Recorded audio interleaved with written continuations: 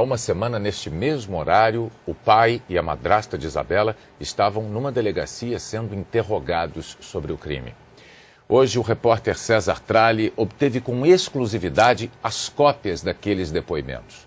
Nos documentos há detalhes da investigação que a polícia mantinha em sigilo e que surpreenderam o casal. Agora, com os depoimentos em mãos, é possível entender como a polícia conduziu os interrogatórios na sexta-feira da semana passada, que terminaram no indiciamento de Alexandre Nardoni e da madrasta Ana Carolina Jatobá. Alexandre, o pai de Isabela, foi o primeiro a depor. 7 horas e meia de declarações registradas em 19 páginas. O interrogatório de Alexandre começou num tom leve, em que ele fala sobre o comportamento de Isabela. Seguiu com informações sobre o relacionamento dele com Ana Jatobá, a madrasta da menina. Nessa parte, Alexandre passou a ideia de um casal comum, com brigas e ciúme típicos de um relacionamento normal. Alexandre repetiu a versão dele sobre o dia do crime. Foi quando o interrogatório tomou outro rumo. Os delegados apresentaram provas técnicas que, de acordo com a polícia, indicam que Alexandre e a mulher dele mataram Isabela. Uma das provas mais importantes: na camiseta que Alexandre usava no dia do crime, peritos encontraram vômito de Isabela. Questionado se sua camiseta encontrava-se suja, Alexandre respondeu que não. Ele foi então informado sobre a constatação de vômito de Isabela na camiseta e não soube explicar como isso aconteceu. Alexandre diz que em momento algum viu a filha vomitando em vida. Ele foi informado que o vômito de sua filha ocorreu após ela ter sofrido asfixia, mediante esganadura, como uma reação do organismo. E Alexandre repetiu, não sabe afirmar como o vômito foi encontrado em sua camiseta. Os delegados insistem. Informado que Isabela sofreu asfixia, em decorrência da qual vomitou, Alexandre repete. Não sabe explicar como esse mesmo vômito, ocorrido quando ela ainda estava viva, foi encontrado também em sua camiseta. Alexandre não soube explicar ainda a existência de sangue, comprovadamente sendo de sua filha Isabela, dentro do seu carro este usado momentos antes da morte dela. Alexandre declara: a criança Isabela foi levada no colo por ele até o quarto dela, sem apresentar qualquer ferimento. E ele não sabe explicar como o sangue proveniente do ferimento da testa de sua filha aparece dentro do carro, no assoalho da parte de trás, atrás do banco do motorista e do lado esquerdo da cadeirinha do bebê. E o interrogatório segue.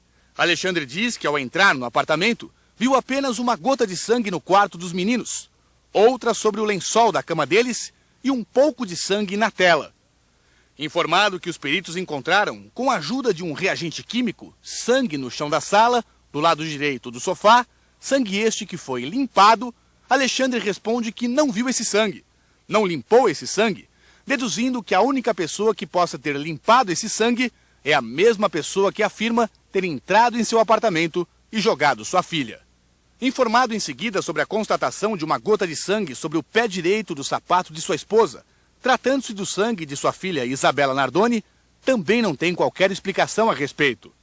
Em relação à pegada do chinelo dele no lençol, no quarto de onde Isabela foi jogada, Alexandre deu a seguinte explicação: que não tem o hábito de pisar na cama com o calçado que acabou de vir da rua, mas que fez isso apenas para alcançar a janela e fechá-la.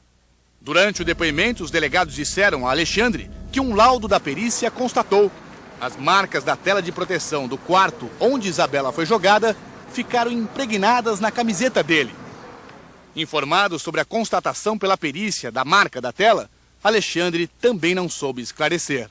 No novo interrogatório, o pai de Isabela disse que ficou 19 minutos na garagem, depois de levar a filha para o apartamento. Esse intervalo é quase 5 vezes maior do que ele havia declarado no primeiro depoimento. Mas a polícia já sabia. O rastreador do carro da família informou a hora exata em que o motor foi desligado na garagem. Entre esse momento e a primeira ligação para o resgate, 13 minutos tinham se passado. Alexandre então admite a possibilidade de ter transcorrido cerca de 13 minutos entre sua chegada à garagem do prédio e a queda de sua filha. E que no intervalo em que esteve na garagem, uma terceira pessoa entrou em seu apartamento, sem arrombar a porta, usando a cópia de uma chave. Que essa mesma pessoa feriu sua filha na testa, asfixiou a criança, cortou a tela de proteção, tendo antes que abrir a janela do quarto. Limpou o sangue de Isabela, recolheu os instrumentos usados para cortar a tela, saiu do apartamento e trancou a porta. Já no final do depoimento, Alexandre declara: em momento algum ligou para o resgate ou para uma ambulância, porque tem o hábito familiar de sempre ligar para o seu pai quando acontece alguma coisa. Ana Carolina Jatobá acrescentou: ela e Alexandre estavam cada um com seu celular, mas ela preferiu usar o telefone fixo para avisar o pai dela e depois o sogro.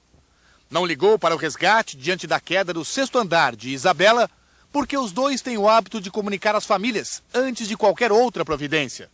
O depoimento de Ana Jatobá durou 5 horas e 20 minutos e tem 13 páginas. Ela se define como uma mulher que tem ciúme, é insegura, briga e fala palavrões, embora diga que tenha se tornado mais madura depois do nascimento dos filhos. Ana Jatobá declarou que Isabela não se feriu dentro do carro e que não viu a menina machucada antes da queda.